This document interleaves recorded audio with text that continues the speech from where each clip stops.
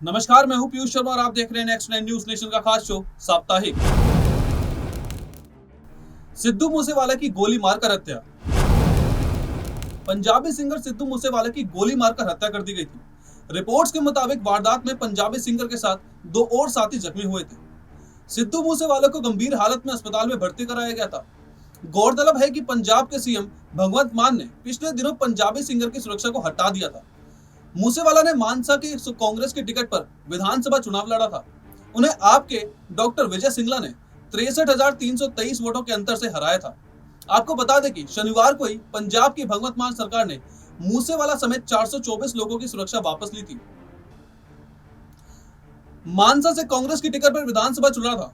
उन्होंने आम आदमी पार्टी की टिकट से डॉक्टर विजय सिंगला को 63,300 वोटों से हराया था। मूसेवाला बीते साल नवंबर में ही कांग्रेस में शामिल हुए थे। किसान नेता राकेश टिकैत के ऊपर स्याही फेंकी गई। कर्नाटक की राजधानी बेंगलुरु में किसान नेता राकेश टिकैत के ऊपर स्याही फेंकी गई थी। प्रेस वार्ता के दौरान धक्का मुक्की के बाद इस घटना को अंजाम दिया गया। इसके बाद राकेश टिकैत के समर्थकों ने आरोपी को पकड़कर उसकी पिटाई भी कर दी।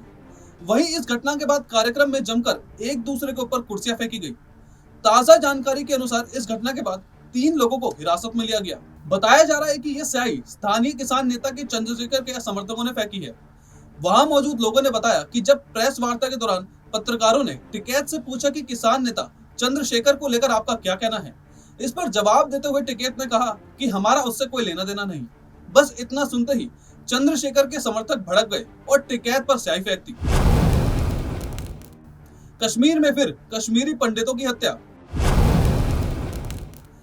जम्मू कश्मीर के कुलगांव जिले में आतंकियों ने पीएम पैकेज पर भर्ती हुए एक महिला कर्मचारी की हत्या कर दी गई। यह महिला कुलगांव में एक टीचर थी और 1990 में हुए पलायन के बाद उसे पीएम एम्प्लॉयमेंट पैकेज के तहत फिर से कश्मीर में बुलाकर नौकरी दी गई थी।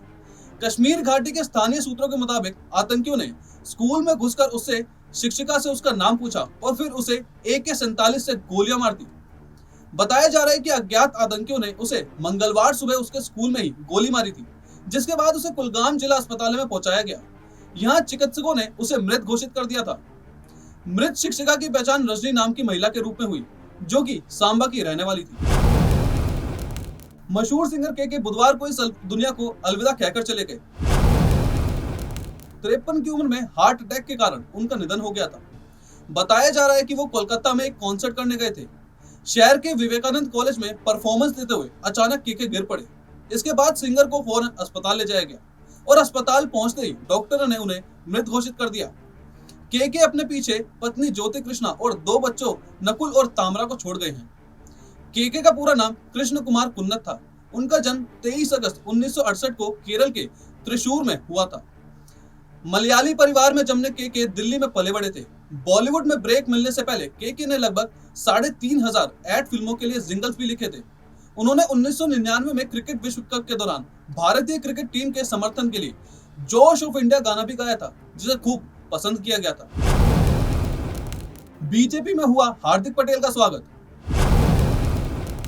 जिस बीजेपी के खिलाफ पाटीदार आंदोलन खड़ा करके वो नेता बने, जिस बीजेपी के मुख्यमंत्री की कुर्सी उनकी वजह से गई थी, जिस बीजेपी नेतृत्व को वो पहले गुंडा कहकर संबोधित करते नहीं तकते थे, जिस बीजेपी ने उन्हें देशद्रोह जैसा संगीन आरोप लगाया, आज उसी बीजेपी का उन्होंने दामन थाम लिया। वैसे राजनीति में कोई स्थायी दोस्त या दुश्मन नहीं होता। इस नाते बीजेपी के कुछ नेता भी बाहें फैलाकर हार्दिक का स्वागत करते नजर आए थे, लेकिन बीजेपी के पुराने नेताओं को दिल से उन्होंने मिलने पाएंगे या नहीं, ये देखना भी बाकी है। बीजेपी ने हार्दिक को क्यों और कैसे स्वीकार किया, ये कहानी अपने आप में ही दिलचस्प है।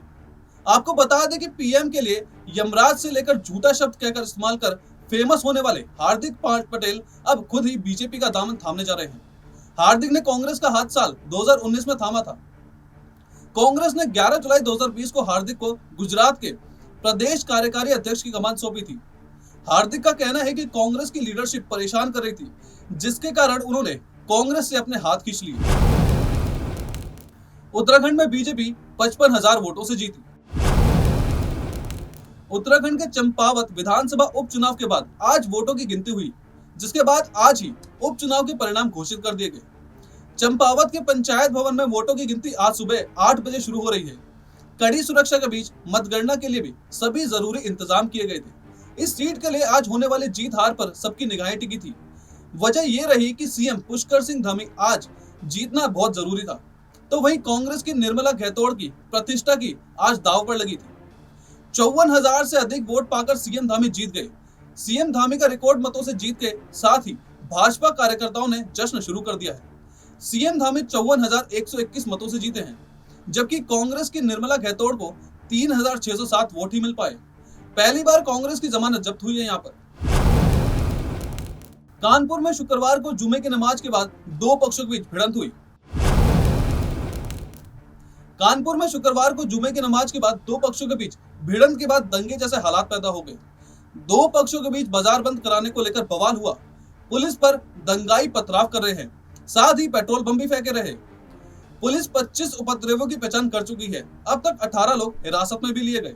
फिलहाल पुलिस ने हालात काबू में होने का दावा किया। एक पुलिसकर्मी समेत 11 लोग घायल हुए। सीएम योगी आदित्यनाथ ने दोषियों के खिलाफ कड़ी कार्रवाई की बात कही। कानपुर बवाल में हिंसा भड़काने का आरोप पॉपुलर फ्रंट ऑफ इंडिया यानी पीएफआई पर लग रहा है। कानपुर कमिश्नरेट के पुलिस आयुक्त विजय सिंह मीणा घटनास्थल पर पहुंचे और मोर्चा संभाला। लोगों से अमन चैन बनाए रखने की अपील की, मीडिया को जानकारी दी। फिलहाल दो कंपनी पीएसी और भेजी गई है। कानपुर प्रदेश के उच्च अधिकारी कानपुर रवाना। इस बीच कानपुर बवाल के मास्टरमाइंड जफर हयात हाशमी की तलाश में पुलिस जुटी है। जफर हयात पर दुकानें बंद कराने का आरोप है। फिलहाल साप्ताहिक में इतना ही। आप देखते रहिए नेक्स्ट टाइम न्यूज़ नेशन।